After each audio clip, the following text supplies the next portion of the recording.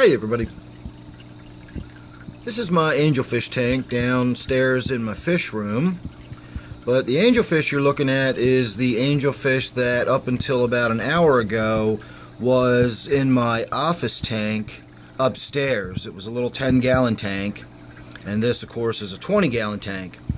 So I've been playing musical angelfish this morning.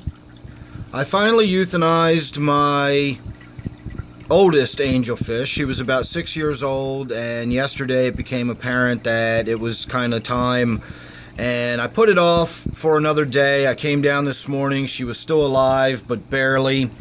So I went ahead and got to work. I euthanized her, did a water change on the tank, got the tank cleaned out and everything, and I've been giving it some thought overnight. And I knew I needed to get this fish out of the tank it was in. It was in a 10-gallon tank, and while it wasn't, cruel to it necessarily, it still needed a bigger tank. I was fully aware of that. I was just kind of waiting for something to become available. I knew it would sooner or later, and it did. So what I did was I moved the two angelfish that were in this tank that are pretty big angelfish, and they got really big for a 20-gallon tank. I was surprised. Angelfish will often get no bigger than this, but angelfish can also get pretty big. And the two that were in here were getting pretty big, and it was just getting kind of crowded for having two of them. Maybe one of them by themselves in here would have been alright, but both of them together was a little too much. And so what I did was I moved them into my 29 miscellaneous, which freed up this tank. I then did a water change on this tank, got the glass all wiped down, got this tank ready, and then I went upstairs to my office tank and snatched up this angelfish, brought it down, put it in this tank, and now we've got an open tank upstairs in my office that I'll be putting something in it. And at some point I've also got room to put something else in my black ghost knifefish tank, and that's going to be more of those dwarf neon rainbow fish. I have one of them in there, and it's absolutely stunning. So I'm going to be getting down to the fish store as soon as I can, and as soon as I can afford it. I honestly can't really afford to buy any guppies at the moment, and those dwarf rainbow fish are not cheap. So getting a school of them is going to cost quite a bit of money, and I just don't know when that's going to happen. But it will happen. They're gorgeous, gorgeous fish, and I really, really want to see a school of them in that black ghost knifefish tank, so that'll happen in the future. I guess let's go have a look at the 29 miscellaneous.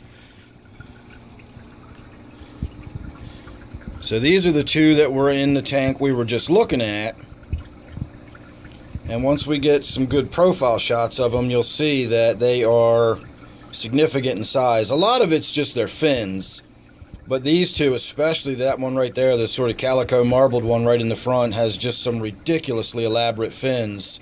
I know a lot of people don't like that. I personally do. I think it looks awesome.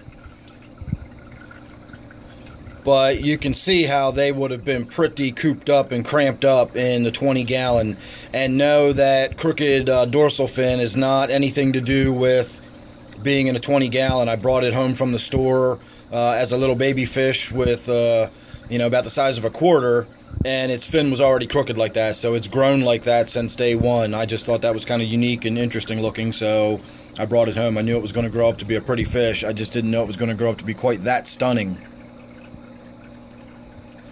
So I've also been tinkering with the lighting in this tank. Little known fact about this tank, I've never mentioned it before, I don't think, but I have a color changing LED under the hood there that I've put in this tank a long time ago. When I first got into keeping fish, I did all kinds of stuff like that. I had all the, clown barf colored gravel, and in fact, I've left a little bit of it in this tank just sort of as an homage to my early days. You can see some of that brightly colored blue and purple stuff down there. My quarantine tank still got my old SpongeBob pineapple in it. I've got a few little odds and ends from the early days. And one of the things is the light that's in this tank that allows me to change colors and put strobes and flashing lights and all that. So we're not going to get into that in this video, but I will do a video and we'll tinker with it a little bit and show you the different ways you can change up the way a fish tank looks by changing the lighting and changing the subtle, hints of color that will shift the way the tank looks and all that.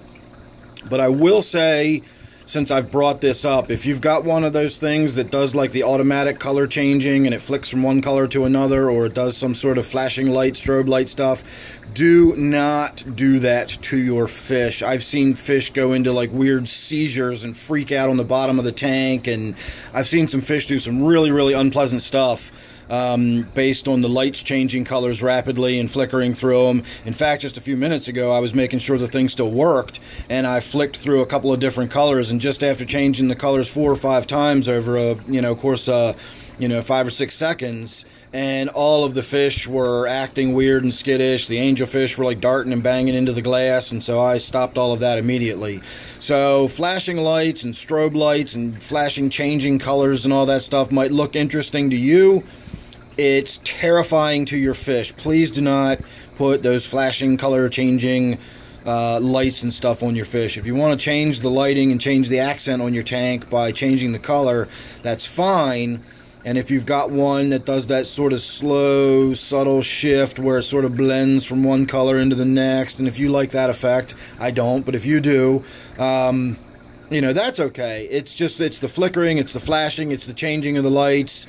Just think about it in terms of people. Anything that you might have to put a epilepsy warning, this might cause a seizure. Well, think about that for your fish too, because it really seems to have that same impact. At least that's been my experience. I've seen fish have really, really bad reactions to the flashing, flickering lights and changing colors and all that stuff.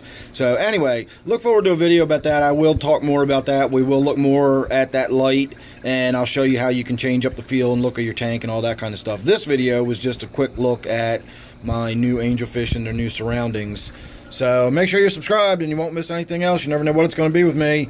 So don't forget, this one is my 29-gallon miscellaneous tank. Still up and running. Still has angelfish in it. So thanks for watching. See you on the next one.